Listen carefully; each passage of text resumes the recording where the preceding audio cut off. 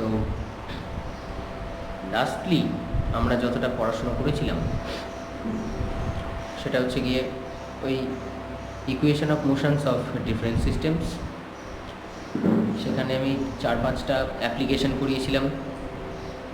আচ্ছা, তারপর পুলির ওপর বেস করে দুটো সম্ভবত প্রবলেম করিয়েছিলাম, যে কি করে একটা পুলির মধ্যে কোনো মাস ব্লকস লাগানো থাকলে তার ইকুয়েশন অফ মোশনকে সেট আপ করতে হয়।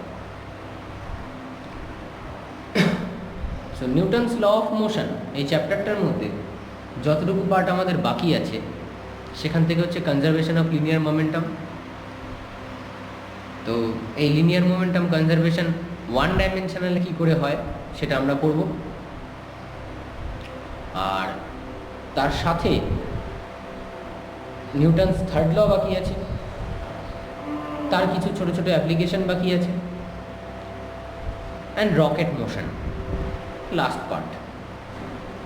তো আজকে যেই পার্টটা দিয়ে আমরা মেনলি শুরু করব সেটা হচ্ছে কনজারভেশন অফ লিনিয়ার মোমেন্টাম। তাহলে আগে বলি এই কনজারভেশন ব্যাপারটা কি। কনজারভেশন মানে কি? আগে যা ছিল পরেও তাই থাকবে এরকম একটা সিচুয়েশন। যেমন এনার্জির কনজারভেশন হয় কি করে, এনার্জি কি করে, টোটাল এনার্জি এই ইউনিভার্সে, you know all about this, that energy neither can be created nor can be destroyed. Energy কিন্তু তৈরিও করা যায় না আবার ধ্বংসও করা যায় না। জাস্ট এনার্জির একটা ডাইমেনশন থেকে আর একটা ফর্ম থেকে আরেকটা ফর্মে, বা একটা মাইক্রোস্টেট থেকে আরেকটা মাইক্রোস্টেটে, বা একটা মাইক্রোস্টেট না হলেও ম্যাক্রোস্টেট থেকে আরেকটা ম্যাক্রোস্টেটে জাস্ট ফর্মেশনগুলো হওয়া সম্ভব, ওর ওর ওর চেঞ্জেসগুলো হওয়া সম্ভব। কিন্তু total energy remains constant. Suppose আমি একটা খুব ছোট্ট এবং খুব সাধারণ একটা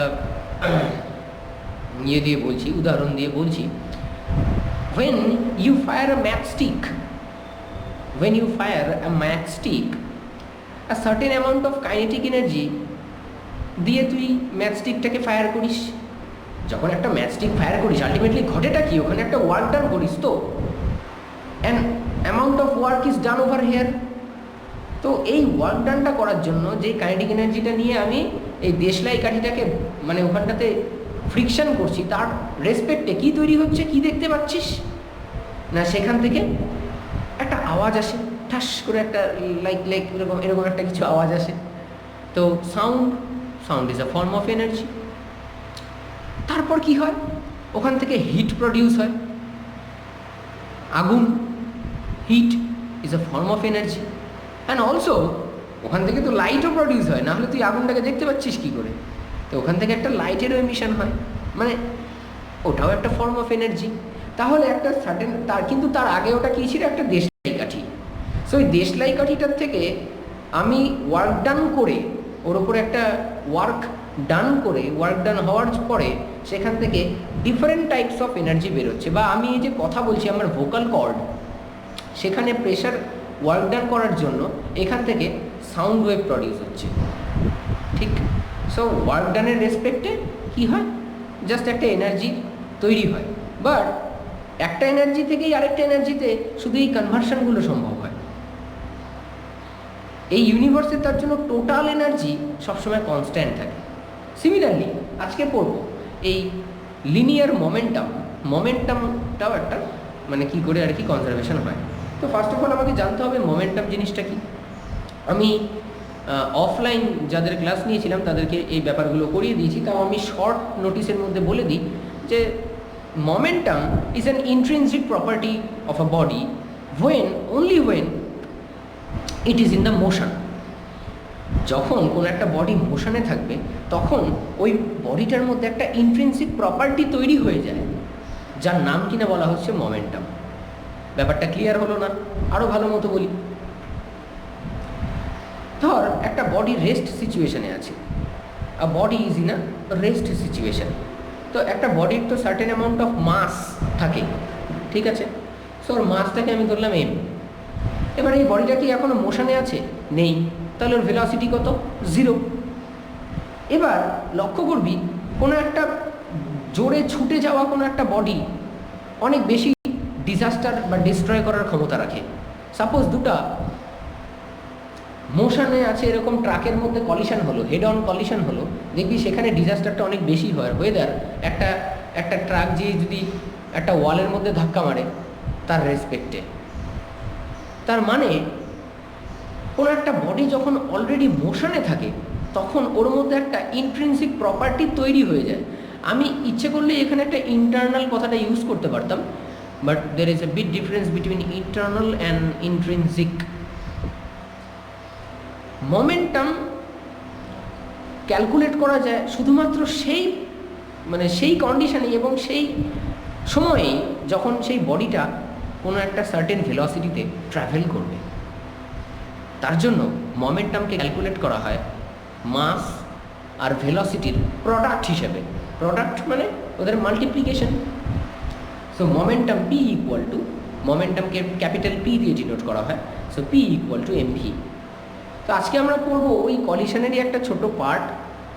তারপর এই মোমেন্টামটা কী করে before the collision and after the collision কি ওর উপরে কোনো মানে ফোর্স অ্যাক্ট করুক বা নাই করুক, কী করে এটা কনজার্ভ থাকে, এই ব্যাপারটা ম্যাথামেটিক্যালি আমরা ডিসক্রাইব করব। ঠিক আছে, কাট কর। তাহলে এই কনজারভেশন অফ লিনিয়ার মোমেন্টামের স্টেটমেন্টটা আমি লিখে রেখেছি। দেখ, বলা হলো in the absence of any external force acting on a system of the bodies, even if interaction exists among the bodies, মানে কোনো একটা এক্সটার্নাল ফোর্সের অ্যাবসেন্সে একটা বডি মানে একটা সিস্টেম অফ পার্টিকেলস হতে পারে বা একটা বডি হতে পারে, তো তার মধ্যে যদি ইন্টারনাল কোনো রকম ইন্টারাকশান না হয়, হ্যাঁ, তাহলে বলা হলো total linear momentum of the system remains conserved বা কনস্ট্যান্ট, যা খুশি। So in the absence of any external force acting on a system of the bodies, even if interaction exists among the bodies, the total linear momentum of the system remains constant. তো এটা হচ্ছে স্টেটমেন্টটা লেখার পরে খাতার মধ্যে লিখবি, লেখার পরে মানে আমি মুছে দিলাম বোর্ডে, তোরা তারপরে আমি যেভাবে ক্যালকুলেশনটা করবো সেই অনুযায়ী করবি।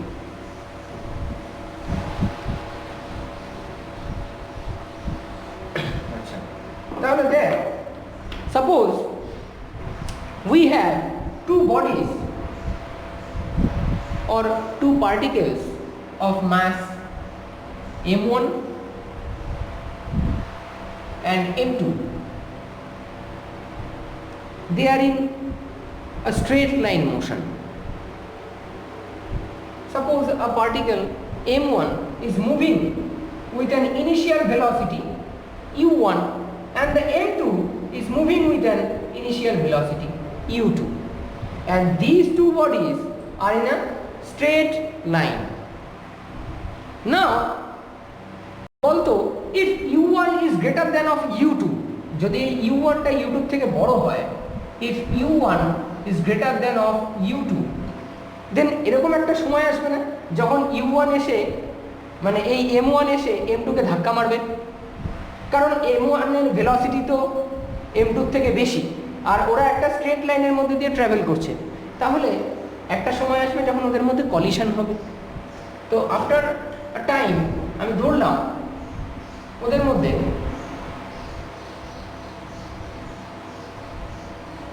একটা কলিশন হলো, this is the mass m1 and this is the mass body m2। তো যেই মুহূর্তে ওদের মধ্যে একটা কলিশন হবে তখনই কি হবে, m1 বডিটা m2 এর উপর একটা ফোর্স ইম্পার্ট করবে। m1 বডিটা m2 এর উপরে কি হবে, একটা ফোর্স ফেলবে। ধাক্কা মারা মানে কি, কিছুই তো না, একটা ফোর্স ইম্পার্ট করা, আর কিছুই তো না। তো m1 বডি যদি m2 কে গিয়ে ধাক্কা মারে তাহলে এর উপরে একটা ও ফোর্স অ্যাক্ট করাবে। আমি ধরলাম this is F1। According to Newton's third law, m2 ও m1 এর উপরে একটা same but opposite directional force act করাবে। সো দিস ইজ, আমি ধরলাম যে এই m2 m1 এর উপরে একটা ফোর্স অ্যাক্ট করাবে, হুইচ ইজ, আমি ধরে নিলাম হচ্ছে F2। And after the collision কি হবে, m1 এসে m2 কে ধাক্কা মারলো, এই যে ধাক্কা মারার সিচুয়েশন এটা, তারপরে m2 চলে যাবে, তারপরে m1 যাবে। তো আফটার দ্য কলিশন ব্যাপারটা কিরকম হবে? We suppose the body m1 is traveling with the final speed v1 and the body m2 is moving with this final speed v2, আর এটা আর বলে দিতে হবে না, v2 must be greater than v1, which is quite obvious. So according to the law,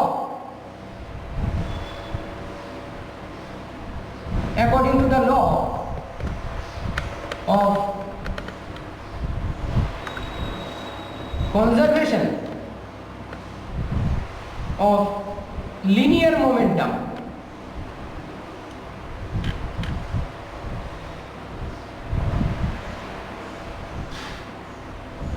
বলা হলো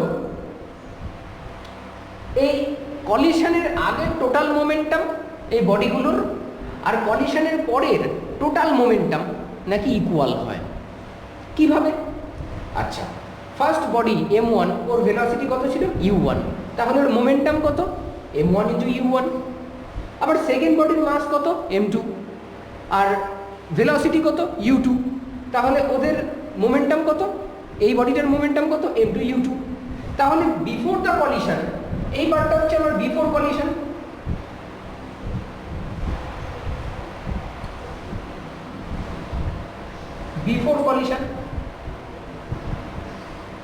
আর এই পার্টটা হচ্ছে আমার after the collision.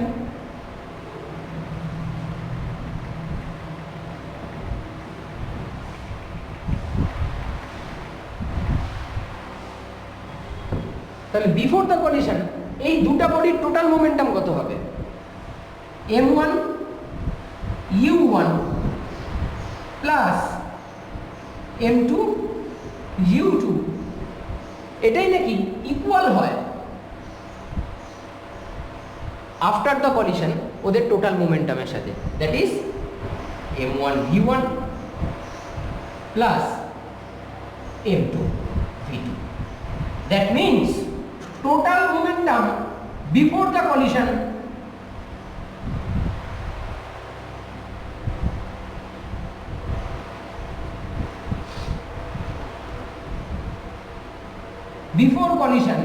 is equal to total momentum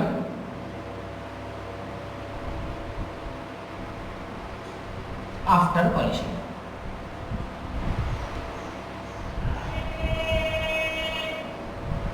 clear? তো এটাই হচ্ছে কনজারভেশন অফ লিনিয়ার মোমেন্টাম। কেন এই ব্যাপারটা হচ্ছে অ্যাকচুয়ালি, দেখ এই বডিটাকে এসে ধাক্কা মারবে, আর ধাক্কা মারার সময় এর ওপর একটা ফোর্স ইম্পার্ট করবে। তো ও তো একটা certain amount of kinetic energy নিয়ে এসে ওকে ধাক্কা মারছিল। তো certain amount of kinetic energy is transmitted to the body, transmitted to the second body, and hence the body is in motion with greater velocity of the previous. আগের বডিটার থেকে কিন্তু এই পরের বডিটা অনেক বেশি ভেলোসিটি নিয়ে সামনের দিকে বেরিয়ে যাবে। সো দিস ইজ দ্য, এটা এই যে টোটাল মোমেন্টামটা সবসময় কনজার্ভ থাকে। তো এটাকে বক্স আপ করে নিবি, that m1 u1 plus m2 u2 equal to নাকি হয় m1 v1 plus m2 v2।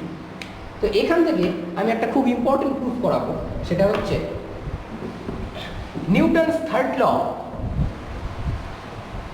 আর সেখান থেকে এই কনজারভেশন অফ লিনিয়ার মোমেন্টামের proof, which is very very important. আচ্ছা বলতো দেখি নিউটনস থার্ড লটা কি ছিল? তো এই লটার উপরে সোজা ল তো আর আমার মনে হয় না জগতে কিছু আছে, হ্যাঁ সবাই একবারে বলতে পারে।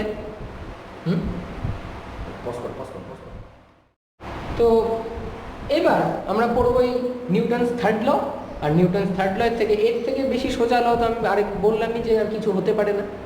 তো দেখি সেই লটা কি ছিল। তো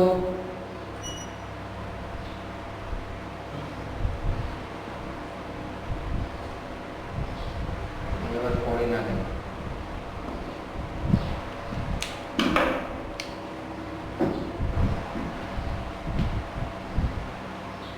তাহলে থার্ড লটা কি ছিল?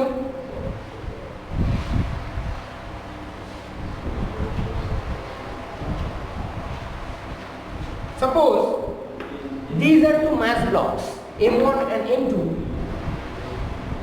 যদিও মাসটা না ধরলেও হবে, these are two mass blocks। এবার একটা বডি যদি আরেকটা বডির উপরে এসে ধাক্কা মারে বা একটা ফোর্স ইম্পার্ট করে, তাহলে অ্যাকর্ডিং টু নিউটনস ল এই বডিটা, দ্যাট ইজ ফার্স্ট বডি, এই সেকেন্ড বডিটার উপরে একটা ফোর্স ইম্পার্ট করবে, হুইচ ইজ F12 লিখলাম, that is force on 2 due to 1, এভাবে পড়বি, force on the body 2 due to 1। আর similarly an equal and opposite amount of force also imparted on the first body, so due to 2, তাহলে F21।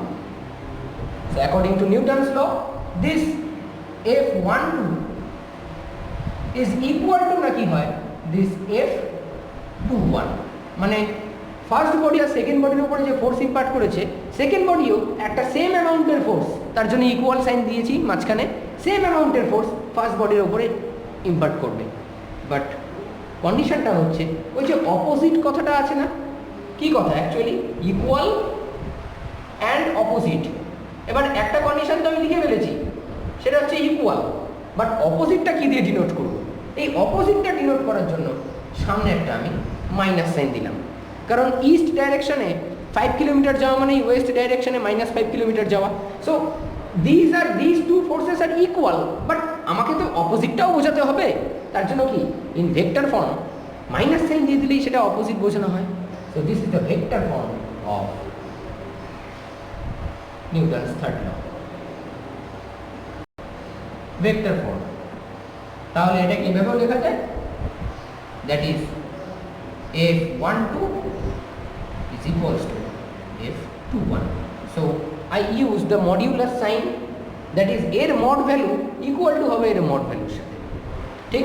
এবার এই Newton's third ল এর থেকেই কি করে এই কনজারভেশন অফ লিনিয়ার মোমেন্টাম আসবে, আমরা এখন সেটা স্টাডি করব।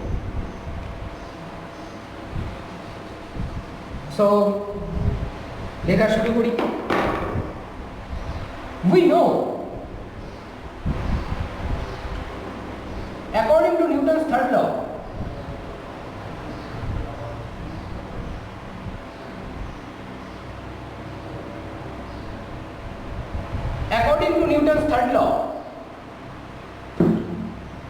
this F1 is equals to F2 হয়, but along with a minus sign।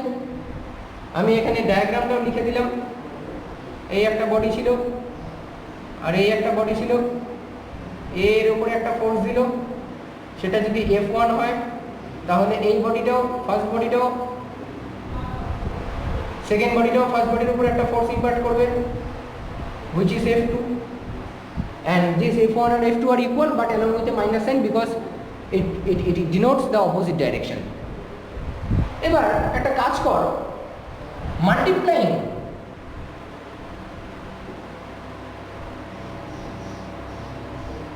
with time t on both sides, দুদিকে এই ইকুয়েশনটা দুদিকে টাইম টি দিয়ে মাল্টিপ্লাই করে দে, দেখো তাহলে কি আসবে। So F1 into t will be equal minus F2 into t। এবার F into t মানে কি ছিল মনে করো, সেকেন্ড ল এর পরে পড়িয়েছিলাম, দেখতো এর ঠিক আগেই যেটা আমি পড়ালাম যে যখন কলিশন হবে, যখন কলিশন আছে এই জায়গাটা দেখিয়ে দিই, যখন কলিশন হবে এটা m1 বডি ছিল, ভেলোসিটি ছিল u1, এটা m2 বডি ছিল, ভেলোসিটি ছিল u2, এন্ড যখন কলিশন হচ্ছিল তখন কি এর উপরে একটা ফোর্স ইম্পার্ট করছিল, এন্ড আফটার দ্য কলিশন এর ভেলোসিটি হয়ে গেল v1 আর এই m2 ভেলোসিটি হয়ে গেল v2। তাহলে আলটিমেটলি এই যে F1 ফোর্সটা, এই F1 ফোর্সটা সেকেন্ড বডির উপরে অ্যাক্ট হচ্ছিল আর সেকেন্ড বডি ফার্স্ট বডির উপরে অ্যাক্ট করাচ্ছিল F2। তাহলে বলতো F1 ফোর্সের জন্য এই সেকেন্ড বডিটার, এই যে সেকেন্ড বডিটার চেঞ্জ ইন মোমেন্টাম কত হলো? F into T is nothing but কি? ইম্পালসিভ ফোর্স, মনে পড়ে? সো সেটা কি? Change in momentum. Change in মোমেন্টামটা কত? আগে ছিল m2u2 সেকেন্ড বডির, F1 কার উপরে অ্যাক্ট হচ্ছে? সেকেন্ড বডির উপরে। F1 ফোর্সটা কার উপরে অ্যাক্ট হচ্ছে? সেকেন্ড বডির উপরে। এবার সেকেন্ড বডির উপরে, সেকেন্ড বডির ইনিশিয়াল স্টেজে ওর ওর ওর মোমেন্টাম কত ছিল? m2u2। আর ফোর্স ইম্পার্ট হওয়ার পরে ওর মোমেন্টাম কত হলো? m2v2। তাহলে চেঞ্জ ইন মোমেন্টাম কত? m2v2 minus m2u2। তার জন্যই তো এই ফোর্সটা দেওয়ার জন্যই তো এই ঘটনাটা ঘটলো। তাহলে লেখা যায়, দেখতো m2, এখানে লেখা যায় m2v2 মাইনাস m2u2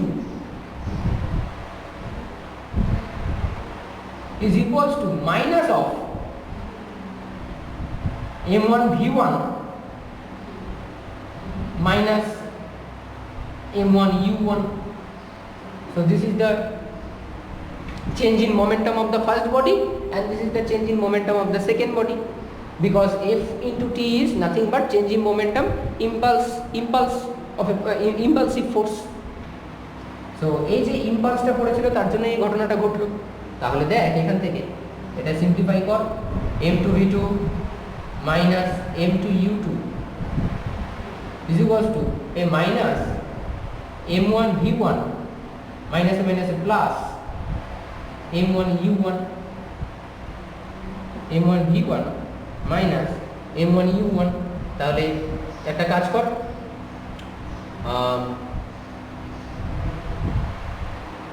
এটাকে এদিকে নিয়ে চলে আর এটাকে ওদিকে নিয়ে চলে যা। তাহলে দেখ কি এটা এই m1v1টা এদিকে আসলে কি হয়ে যাবে? মাইনাস m1v1টা এদিকে চলে আসলে প্লাস m1v1, আর এখানে আগের থেকেই প্লাস m2v2 ছিল, ইজ ইকুয়ালস টু এখানে কি আছে? m1u1, আর এটা ওদিকে চলে গেলে প্লাস m2u2। তার মানে ঘুরিয়ে লেখা যায়, এটাকে এদিকে দিয়ে লেখা যায় m1u1 plus m2u2 is equals to m1v1 plus m2v2. So this is the conservation of linear momentum. দেখ তো ভালো মতো যে এটাই কনজারভেশন অফ লিনিয়ার মোমেন্টাম কিনা, কারণ কলিশনের আগের total momentum is equals to কলিশনের পরের টোটাল মোমেন্টাম। তার মানে this is the conservation of linear momentum. But আমি এটা কোথা থেকে ডিরাইভ করে আনলাম? From Newton's third law. So this is very much important. এটা খুব ইম্পর্টেন্ট একটা ট্রিটমেন্ট, যে এটা পরীক্ষায় আসে এইভাবে, যে establish the conservation of linear momentum from Newton's third law. আবার এর ভাইস ভার্সাটাও খুব ইম্পর্টেন্ট, যে Newton's third conservation of linear momentum থেকে কী করে নিউটনস থার্ড লতে যাওয়া যায়। কিছুই না, ব্যাক ক্যালকুলেশন করতে থাকলে এটা চলে আসবে, একদম ইজি। আচ্ছা ঠিক আছে, তো এতটুকু পর্যন্ত আমরা বুঝলাম। এবার এই জিনিসটাই, এটা যেমন আমি নর্মাল একটা অ্যালজেব্রা দিয়ে করলাম, এবার আমি একটা ক্যালকুলাস দিয়ে করবো। দেখ ক্যালকুলাস দিয়েও এই ট্রিটমেন্টটা খুব সোজা লাগবে।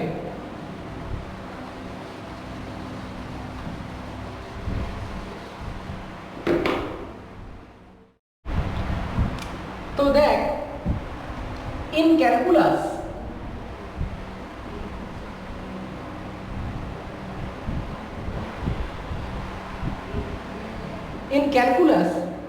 আমি প্রথমে ধরে নিলাম, এটা তো একদম সোজা একটা অ্যাজাম্পশন, যে let us consider the two bodies of masses m1 and m2 are moving in the same straight line with the velocities v1 and v2 respectively. আচ্ছা এবার বল তো এই যে f1, this f1 is equals to minus of f2 ছিল, এটা ছিল Newton's third ল। এবার আমাকে বল তো দিস f1টাকে কি লেখা যায়? এটাকে লেখা যায় dp1 by dt is equals to minus of dp2 by dt, that is rate of change in momentum is equals to the force. According to Newton's third law, rate of change of momentum is equal to the force. তাহলে এখান থেকে বলতো এটাকে এভাবে লেখা যায়, p1 মানে কি, ddt of m1 v1 is equals to, এটা লেখা যায় ddt of m2 v2. Now here mass is not the function of a time, mass is not the function of a time, কারণ আমি ধরে নিয়েছিলাম after the time t and after the collision বডিটার mass কিন্তু ওটাই ছিল। আমি কি ধরেছি যে চেঞ্জ হয়ে গেছিল ওর মাস? তা কিন্তু ধরিনি। যদি তা হতো তাহলে কিন্তু এই m1 আর m2 ফাংশনটাকে এই ডেরিভেটিভের বাইরে বের করে আনা যেত না, কারণ এই m1 আর m2 তখন কনস্ট্যান্ট নয়। So as these two are constant, তাহলে this can be taken out of the derivative, and তাহলে এটাকে কি লেখা যাবে, implies that এই m1 টা যদি বাইরে চলে আসে তাহলে কি হবে, m1 আর এই ডেরিভেটিভটা গিয়ে পড়বে এই v1 এর উপরে, তাই তো?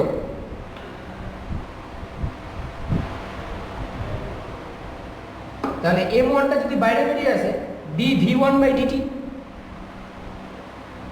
so dv1/dt is equals to, oh I am sorry, এখানে একটা মাইনাস সাইন হবে, মাইনাস এই m2 টা যদি বাইরে বেরিয়ে আসে তাহলে m2 dv2/dt,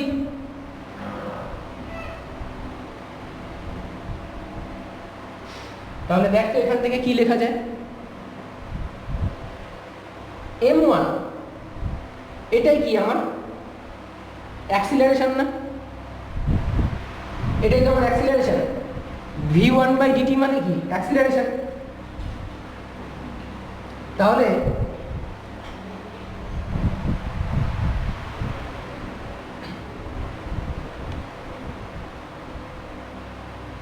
এটাকে একটা কাজ করা যায়, এটাকে এদিকে নিয়ে চলে যায়, তাহলে m1 dv1/dt এটা যদি এদিকে চলে আসে plus m2 dv2/dt equal to 0।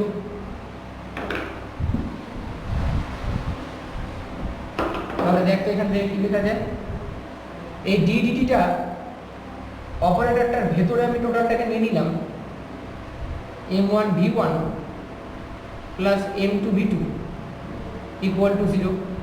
এবার ঘটনা হচ্ছে এই m1 v1 আর m2 v2 এই ফাংশনটার ডেরিভেটিভ ইকুয়াল টু 0, তার মানে বলা যায় এই ফাংশনটা this must be a constant, কারণ কনস্ট্যান্টের ডেরিভেটিভই সবসময় 0 হয়। আমরা জানি যে dy/dx ইকুয়াল টু যদি 0 হয় দেন y must be a constant, কারণ কনস্ট্যান্টের ডেরিভেটিভ সবসময় 0 হয়। তো তাহলে ddt of m1 v1 plus m2 v2 is equals to 0. That means therefore m1 v1 plus m2 v2 must be a constant. তাহলে এইভাবেও আমরা এটাকে কিন্তু প্রুফ করতে পারলাম ইন ক্যালকুলাস মেথডে। আগেরটা ছিল অ্যালজেব্রিক মেথড, এটা হচ্ছে ক্যালকুলাস মেথড। ঠিক আছে, এতটুকু ক্লিয়ার? আচ্ছা, এবার পড়ব এই রিকয়েল অফ এ গান। এটা আমরা আগে পড়ে এসেছি, কিন্তু এটা ম্যাথামেটিক্যাল ক্যালকুলেশনটা করিনি, তো আজকে এই ম্যাথামেটিক্যাল ক্যালকুলেশনটা করব। তো suppose let us consider the mass of the gun be capital M and the mass of the bullet which is ejecting from the gun is small m. তো আগে এই বন্দুকটা এঁকে নিই। সাপোজ দিস ইজ দ্য বন্দুক, this is the gun.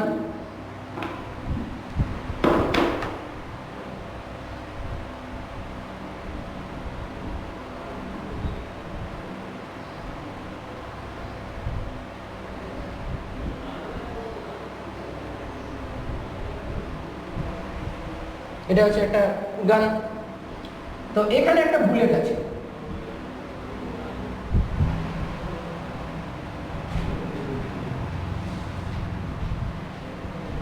So before the firing of the bullet কি হবে, এই বুলেটটা রেস্ট পজিশনে আছে, তাহলে ওর মোমেন্টাম 0। আচ্ছা, আমি আগে লিখে নিই। Let us suppose the mass of the gun be capital M and the mass of the bullet be small m. ठीक, before firing of the gun,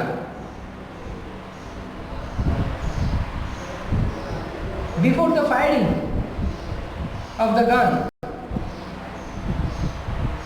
comma, both are in rest position, কারণ তারা তো দুজনেই rest পজিশনে আছে, position, and hence total momentum is 0.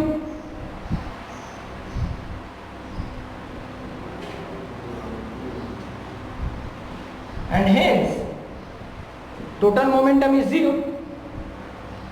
এবার যখন fire হয়ে যাবে তখন কি হবে, আমি ধরলাম এই বুলেটটা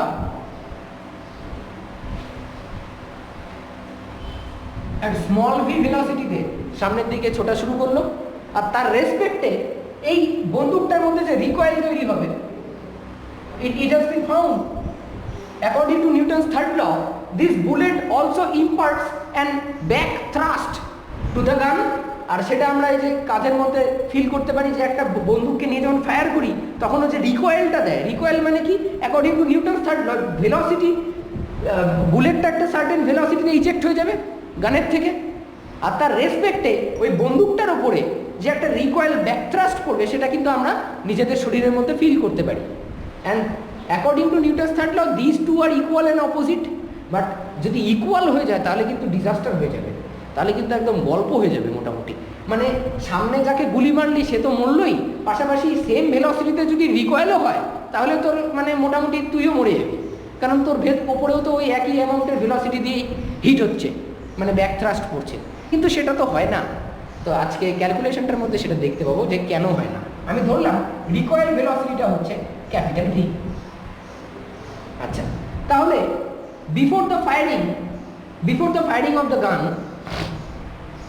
before the firing of the bullet, before the firing of the gun, before the firing of the bullet, both are in rest position and hence total momentum is 0. But after the firing, এই বুলেটটার মাস capital M, আর কত ভেলোসিটিতে travel করছে, small V, বুলেটটার মাস small M R ওর velocity কত, small V, আর বন্দুকটার মাস কত, capital M. তাহলে বলতো we know now from conservation of linear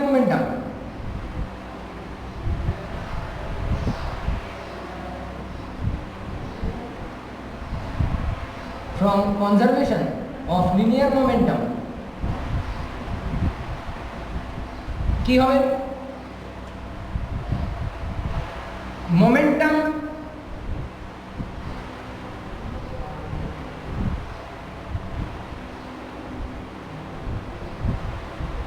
before firing, total momentum before firing is equals to হবে total momentum after the firing.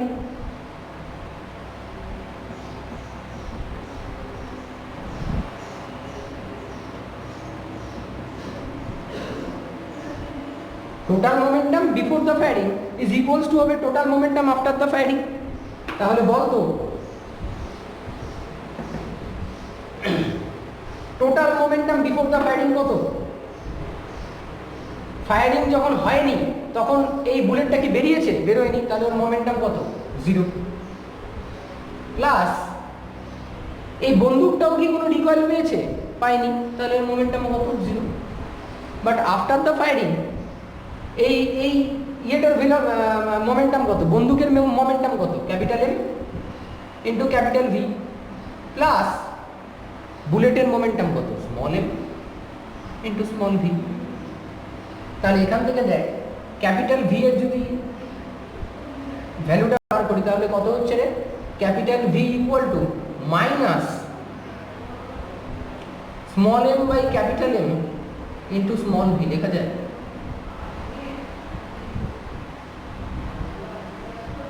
দেখতো। এইবার দেখ এখানে একটা ইন্টারেস্টিং ফান্ডা আছে। তাহলে এখান থেকে বোঝা গেল যে এই ভেলোসিটিটা মানে এই বুলেটটা যেদিকে যাবে, বুলেটটা যেদিকে দৌড়বে ঠিক তার অপোজিট ডাইরেকশনে এই বন্দুকটা রিকয়েল হবে। দেখ, কারণ ক্যাপিটাল ভি এর যে ডাইরেকশনটা আসলো সেটা কিন্তু এই ভি এর সাথে মাইনাস সাইনে এসেছে, তার মানে অপোজিটলি ডাইরেক্টেড, এতটুকু বোঝা যাচ্ছে। তো দেখ এখান থেকে একটা মজা আছে না,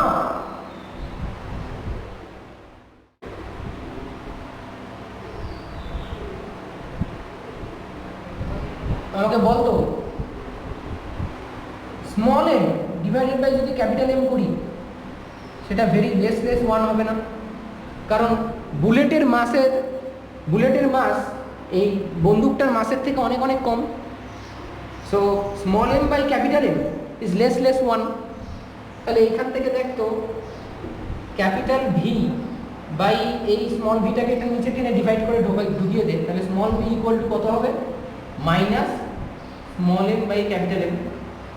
তাহলে দেখতো এই mod of small M by capital M equal to হচ্ছে mod of V by V. তাহলে small M by capital M is very less one. তাহলে দেয়ারফর লেখা যায় capital V by small V is very less one. কারণ এটা তো equal, তার জন্য এটার জায়গায় আমি এটা বসিয়ে দিয়েছি।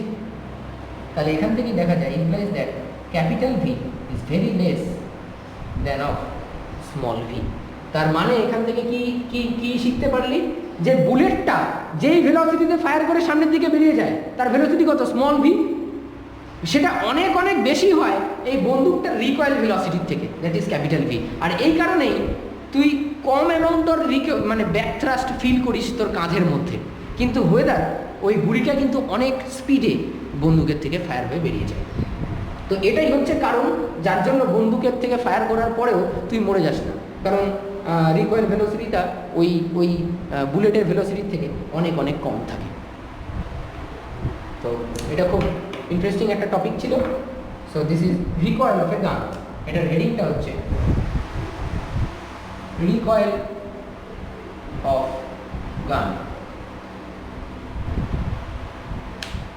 তো আজকে এতটুকুই পড়াবো, এরপরে খালি রকেট মোশনটা বাকি থাকলো।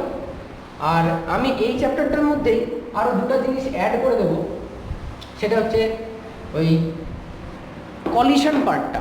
কলিশন দু রকমের হয়, একটা ইলাস্টিক কলিশন আর একটা ইনইলাস্টিক কলিশন। এই ইলাস্টিক কলিশনের মধ্যে কি কি জিনিসপত্র মানে কনজারভেশন থাকে, আর ইনইলাস্টিক কলিশনই বা কি, তার মধ্যে কেন কনজার্ভ থাকে না, সেই কথাগুলো বলবো। আর তার সাথে কলিশন হওয়ার পর কিছু স্পেশাল কেসেস দেখতে, মানে কয়েকটা তার মধ্যে থেকে কয়েকটা অ্যাপ্লিকেশন আমরা পড়বো, যেটার মধ্যে দেখতে পাবো যে একটা বডি এসে আরেকটা বডিকে হিট করলে after the collision of the body A থেকে বেশি ভেলোসিটিতে রান করে, এ কম ভেলোসিটিতে যায়, সেটা সবসময় নাও হতে পারে। ওদের সেটা মাসের উপরে ডিপেন্ড করবে। মাস মানে কি, মোদ্দা কথা তাদের মোমেন্টামের উপরে ডিপেন্ড করবে। কি করে করবে, কেন করবে, তার ক্যালকুলেশনস কী আছে, একটা খুব বোরিং অনেক ভাস্ট ক্যালকুলেশন আছে, কিন্তু ওটার থেকে যে আমরা মানে কনক্লুশনে আসবো সেটা অনেক মজাদার। তো সেটা আমরা নেক্সট দিন দেখবো। আজকের ক্লাসটা এতটুকু পর্যন্তই।